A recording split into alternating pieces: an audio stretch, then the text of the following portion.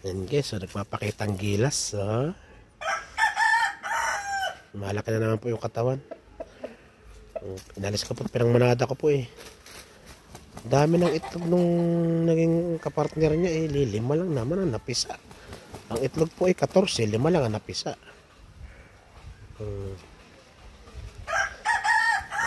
Pakitang gilas. Nakakondisyon na naman eh. Ginagamot ko lang po yan every other day. Ginukunan ko lang po ng B12 yan. Mayroon lang siya multivitamin. Okay na po. Baka po ito'y mapalaban na naman itong April. Naka-1 taon siya. Marami pong salamat guys ha. Sa lahat na nagtiwala sa manok ni Kuya George. Sabagay lahat naman po ay kuan. Dami kong kalakal guys oh. Iniipon ko po yan. By next week. Ayan po yung anak niya guys oh. Anak niya po yan doon sa inahin kong kinain ng bayawak din.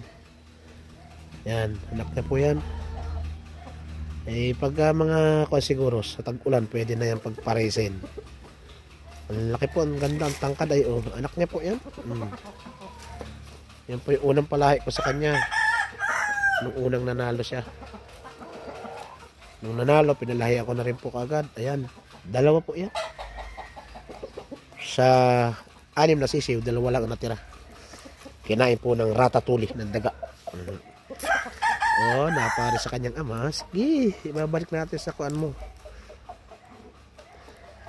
Magandang klase pong inahin yan. Double band. Kinain lang ng bayawak. Naglilimlim po dyan sa pugad. Pinasok po ng bayawak. Galing po sa farm sa Cavite. Hindi ko lang kung kanino doon. Nigay lang po sa akin. Kaso yan nga po kinain naman ng bayawak. Buti nga po nakapag-iwan ng 2 anak. 6 po yan. Kaso dinaga naman po doon sa kulungan. Nung maliliit pa. Binutas po yung plastic screen. Kaya hindi po maganda yung ginalagay natin sa mga kulungan ng ibon o manok. Binutas ng rat. Yun. Kinain yung mga sisig. Yun ang nabuhay ko 2. Parang kaganda po. Ayan po. Ayan po yung magta3 buwan na. Yan lang guys. Marami po salamat. O astig yan o. Ang pangalan po niyan ay si George. Ano George? Pangalan ko yan eh. Napisa po yan birthday ko guys. Last year April 23. Yan. Yan po ay 6. Nabenta ko na po yung iba. Yan po yung pinakamaliit. Pero yan po ang gusto ko. Pero yung mga kapatid po niyan ay nanalo po lahat. Mostly 2. Kaya susubra naman kasi sa pagkakondisyon. Ganun. Ay kayo. Ordinaryo lang. Kung kagaya nung dati. Hindi ako nagtuturok guys.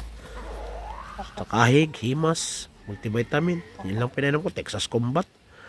Ilalaban ako na bukasan. Yan po ako yan. May uban. Pag may uban ng manok, kung tayo maglalaban, kukulayan para hindi halata. Ayaw po kasi labanan minsan yan. Pag may ganyan, uban. Maraming po salamat sa inyong lahat guys. Sinare ko lang po ang aking manok. Salamat sa mga namimili ng mga manok ko.